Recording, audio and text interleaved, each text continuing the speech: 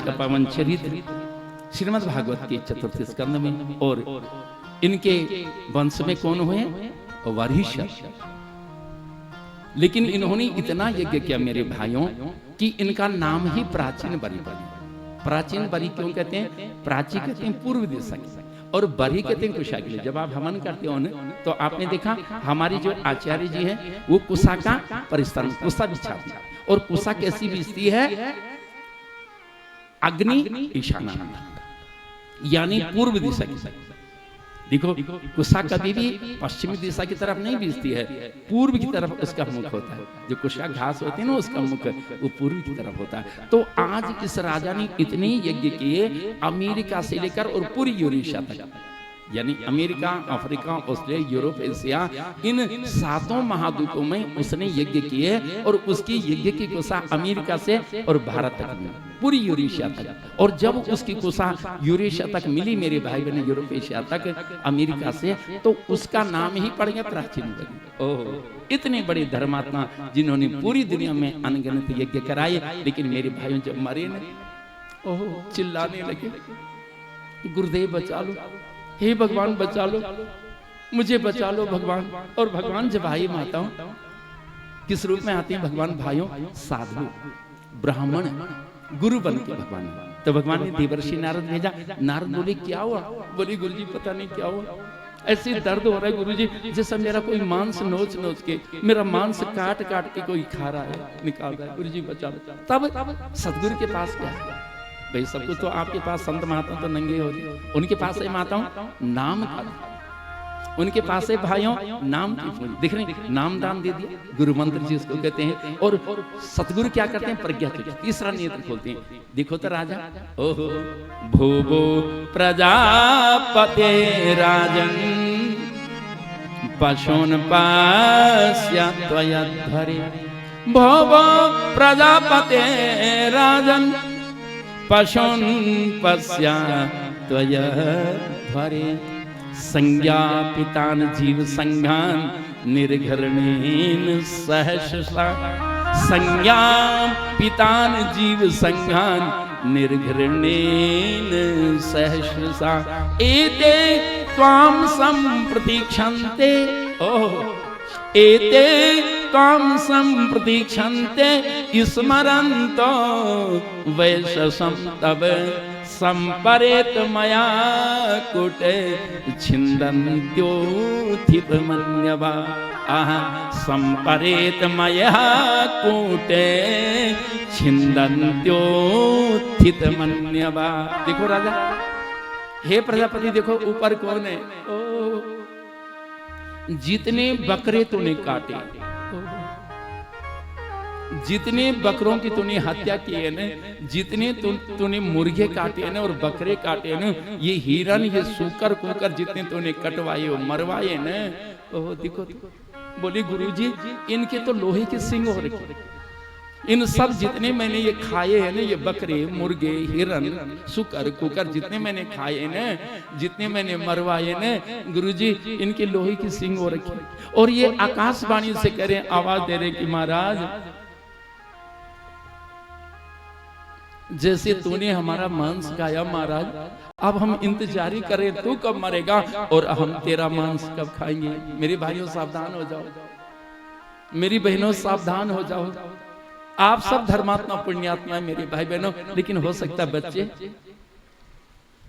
आजकल हमारी बच्ची, जो हमारी बच्चे हैं, नई जो जेनरेशन है, वो सब इन बातों को नहीं मानता। आप तो धर्मात्मा पुण्यात्मा वैष्णव लोग, भगवत भक्त हैं, नित्य भगवान की कथा सुनते हैं, लेकिन हमारे जो बच्चे हैं, आने वाली जो पीढ़ी, हमारी जेनरेशन, यूथ, हमारा ब्रिगेड जो है, वो आज ये मांस मदिरा इसका सेवन करे। तो अपने बच्चों को आज सिखाओ कि बेटा जिसका आज हम मांस खा रहे हैं, कल वो बदला लेगा। ये अदला बदला मेरे भाई देख रहे। राजा प्राचीन बरी जितने अनगिनत यज्ञ की, पूरी America, America, Africa, Australia, Europe, Asia में जिसने अनगिनत यज्ञ किए, लाखों दान पुण्य किया, लाखों यज्ञ किए माताओं, जब तब दान पुण्य किया भाइयों, लेकिन उसने क्या गलती की? वो पशुओं की बलि दी, वो पशुओं का मांस खाया। वो जीव हत्या करता, और वही जीव आज खड़े हो आकाश में खड़े, ए राजा आवाज दे रहे, ए राजा प्राचीन बरी, जैसे तूने हमारा मांस खाया, अब हम इंतजारी करें कि तू कब मरेगा, और देख अब हम तुझे काटेंगे, अब तुझे मारेंगे, और जैसे तूने मांस खाया हम भी तेरा मांस खाएंगे। ओ देख हमारी लोही की सींग। ओ जैसे राजा ने ये सारा दृश्य देखा, माता सदगुरु ने दिव्य दृष्टि दी ने, दिव्य दृष्टि देकर के उन पशुओं को दिखा दिया ना, वो आकाश मंडल में खड़े, उनके लोहे की सींग हो रखी, और बोल रहे कि हम तेरी इंतजारी करें, तू कब मरेगा, कब हम बदला लेंगे, और कब हम तेरा मांस खाएंगे। ओह अब तो राजा थर थर कांपने लगा, गुरुजी बचा लो गुरुजी। सतगुरु बचाती माता, और कोई नहीं बचाता भाई, भगवान नहीं बचाते, भगवान दृष्टा है। सुना वेदांत कहता है मेरे भाई बहनों, कठोपनिषद ने कहा, मुंडकोपनिषद ने कहा, श्वेताश्वतरोपनिषद ने कहा, और जो वेद हमारा ऋग्वेद है उसके 10वें मंडल ने कहा। क्या कहा 10वें मंडल में? कठोपनिषद, श्वेताश्वतरोपनिषद, मुंडकोपनिषद ने क्या कहा? द्वासुपर्णा सयुजा सखाया समान वृक्षम परिसस्रजाते। ओ द्वा सुपर्णा सयुजा सखाया समान वृक्षम परिसस्वजाते तयोर अन्यः पिप्पला स्वादवत्या नस्नन्न्यो अभिचाकशिति। माताओं हमारा वेदांत कहता है, हमारा उपनिषद कहता है मेरे भाइयों, हमारा ऋग्वेद का 10वां मंडल कहता है मेरे भाइयों, ये संसार एक वृक्ष है, जो मैंने अभी आपको बताया। संसार क्या है? द्वा सुपर्णा सयुजा सखाया। ये संसार क्या है? एक वृक्ष है। और इस संसार भी वृक्ष पर कौन बैठे माताओं? दो पक्षी। वो दो पक्षी कौन है भाइयों?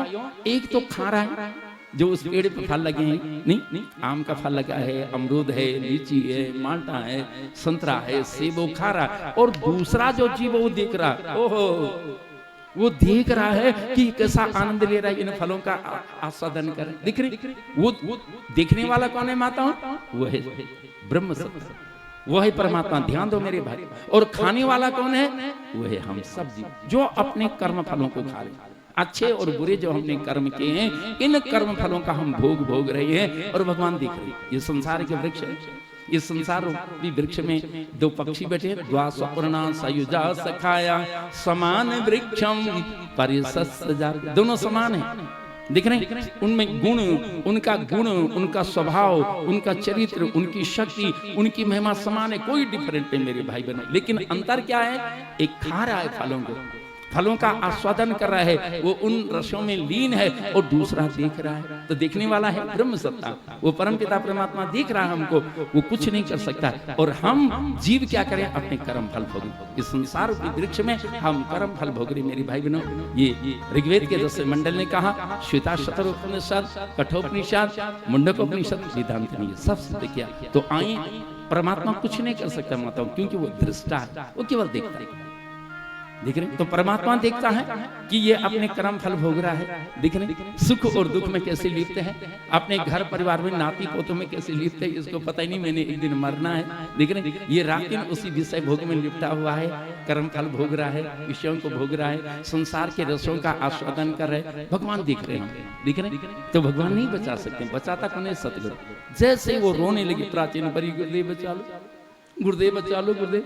इन सब की लोही की सींग हो रखी, और ये आवाज दे रहे कह रहे कि जब तू मरेगा हम इंतजारी हैं तेरी मरने की, हम इंतजारी करें तेरे मरने की, तो मरेगा हम भी खाएंगे तेरे को, हम भी तेरा मांस नोचेंगे, हम भी इन सींगों से तुझे काटेंगे, मारेंगे और खाएंगे। ओह अब वो थर थर कांपने लगा। तब सतगुरु ने आत्मा का ज्ञान दिया मेरे भाइयों। प्राचीन बरी की बहुत ही दिव्य कथा। प्राचीन बरी एक राजा है, वो शिकार के लिए मर गया, के लिए गए। राजाओं का शौक होता था मर गया शिकार करना। और जैसे जंगल गए मेरे भाई बहनों, वहां 9 दरवाजों का नगर है। और जैसे उस 9 दरवाजों के नगर में प्रवेश किया, तो वहां एक सुंदरी मिली। वो सुंदरी कौन है मेरी बहनों भाइयों? उस नगर की राजकुमारी, उस नगर की जो राजकुमारी है, उसकी जो महारानी है, कौन है? वो सुंदरी। आहा, दोनों जवान थे, राजा भी जवान था, वो लड़की भी जवान थी। दोनों का प्रेम विवाह, गंधर्व विवाह हुआ। अब जब दोनों ने शादी कर ली माताओं, वहां संतान हो गई, उसके 100 पुत्र हो गए। कन्याएं हो गई, पूरा गांव बस गया, लेकिन उसको याद ही नहीं आई मैं कहां से आई। नहीं, जैसे हम लोग चंडीगढ़ में बस गए, नहीं, हमारे पहाड़ के लोग, कोई टिहरी, कोई उत्तरकाशी, कोई चमोली, कोई रुद्रप्रयाग, कोई पौड़ी का, कोई कुमायूं का, कोई गढ़वाल का, हरिद्वार, ऋषिकेश का, हम सब चले गए नीचे। नहीं, पहाड़ से हम यहाँ देहरादून आ गए, हमको पता ही नहीं मैं टिहरी का, उत्तरकाशी, पौड़ी, चमोली, रुद्रप्रयाग कहाँ का हूँ, मैं गढ़वाल का हूँ कि कुमायूं का हूँ, हमें याद ही नहीं। अब क्यों? क्योंकि यहाँ रिश्तेदारी होगी, यही हमारे मकान दुकान रिश्तेदारी हो गया, हमें पता नहीं मैं कहाँ का हूँ। दिख रहे? अब कुछ लोग हमारे चंडीगढ़ चले गए, कुछ दिल्ली चले गए, कुछ मुंबई, पूना, नहीं, कुछ लोग बंगलुरु चले गए, कुछ हैदराबाद, कुछ फॉरेन भी चले गए। तो हम लोग जहाँ जाते हैं वहीं बस जाते हैं, वहीं रिश्तेदारी हो जाती है, और हमें याद ही नहीं रहती मेरा घर का, मेरा कहाँ से पलायन, कहाँ से मैं आया। दिख रहे? वहीं रिश्तेदारी हो गई, वहीं जीवन चला गया, बीत गया, फिर मौत नहीं गई। दिख रहे? ऐसे ही इस राजा को हम आता हूँ, इसको पता ही नहीं चला मैं कहां से आए भाइयों, और मौत आ गई। हर आदमी मरता है। अब जब ये मरने लगा भाइयों, तो अपनी पत्नी के लिए रोने लगा। हर पति पत्नी के लिए रोता है, मैं जा रहा हूँ, मेरी पत्नी कैसे रहेगी, नहीं, कैसे मुझसे प्यार करती थी, मेरे साथ में छाया, जैसी जैसी छाया चलती ऐसे मैं खाता तो ये भी, मैं रोता तो ये भी रोती, मैं हंसता तो ये भी हंसती, मैं सोता तो ये भी सोती। दिख रही? मैं कुछ करता तो ये भी कुछ करती, नहीं तो ये भी ऐसी निठल्ली रहती। ओहो, कितना प्यार था।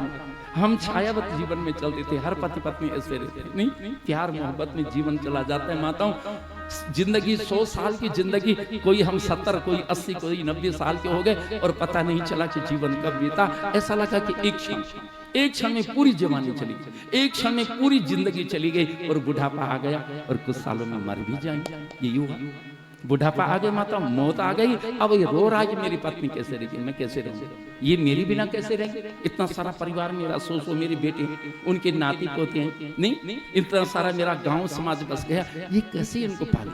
दिख रहे? अब मरती समय पत्नी का चिंतन किया। मेरे भाई बहनों, शास्त्र कहता है, कामान्य कामयते मन्यमाना कामभिर्जायते तत्र।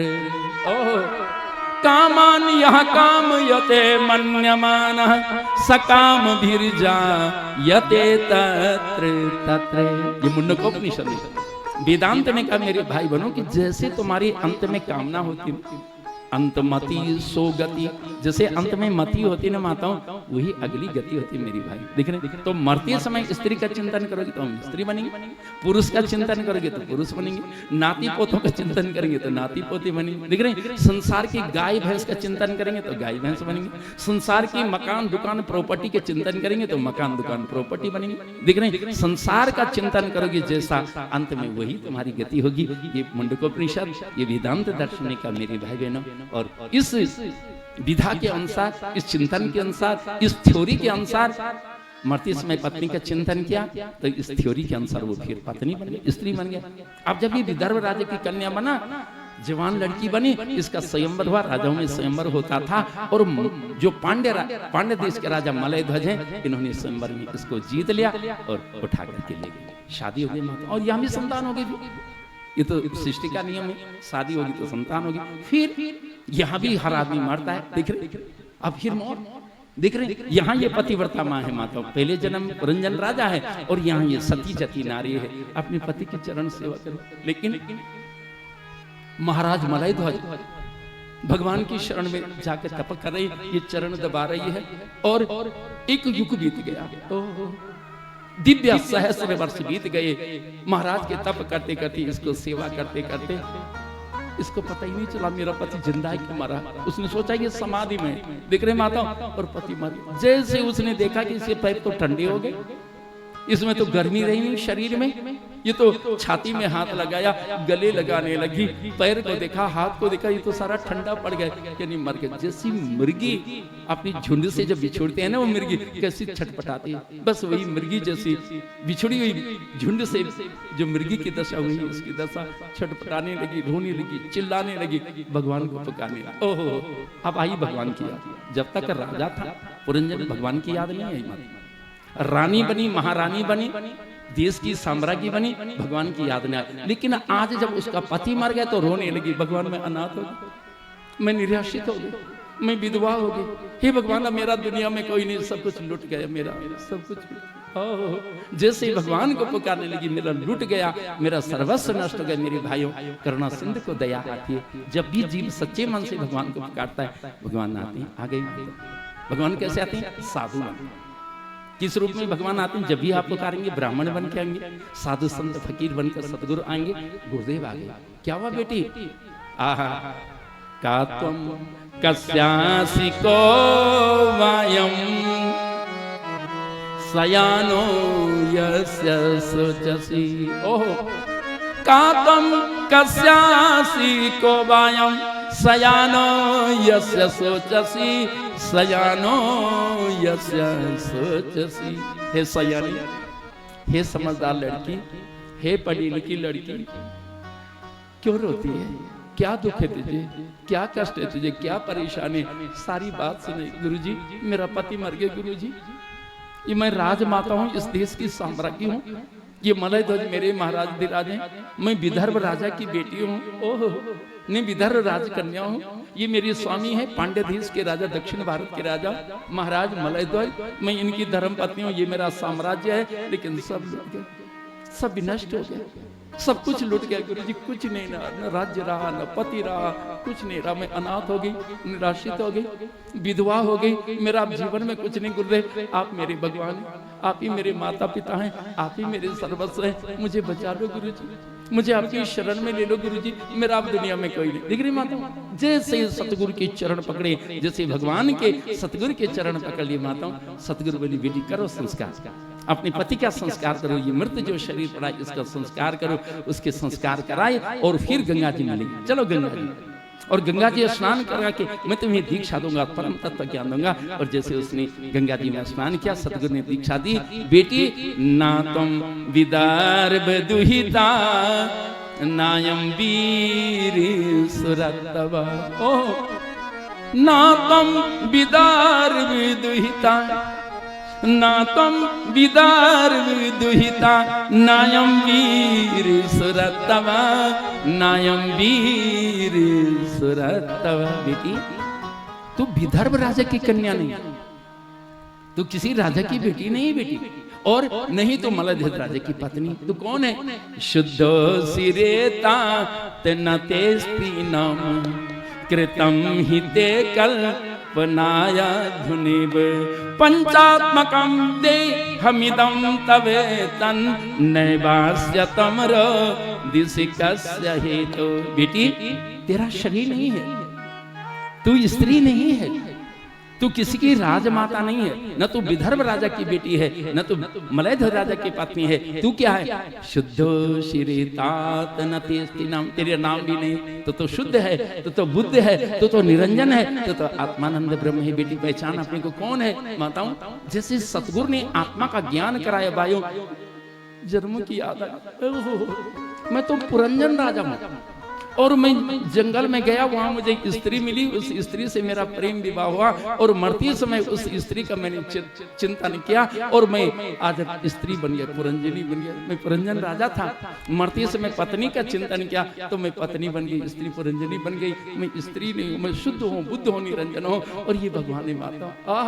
आज आत्मानंद ब्रह्म सत्ता जो हंसा स्वरूप है, उस हंसा स्वरूप को बोध हो गया। मेरे भाइयों, राजा मुक्त हो गए। आओ, ये कथा प्राचीन बरी को सतगुरु देवर्षि नारद ने सुनाई कि हे राजा, तूने शराब पिया, तूने मांस खाया, तूने ड्रग्स लिया, तूने नशीली वस्तु का सेवन किया, तूने जीवों की हत्या की, जो तूने पाप किया वो कर्म फल तुझे भोगने पड़ेंगे शरीर को।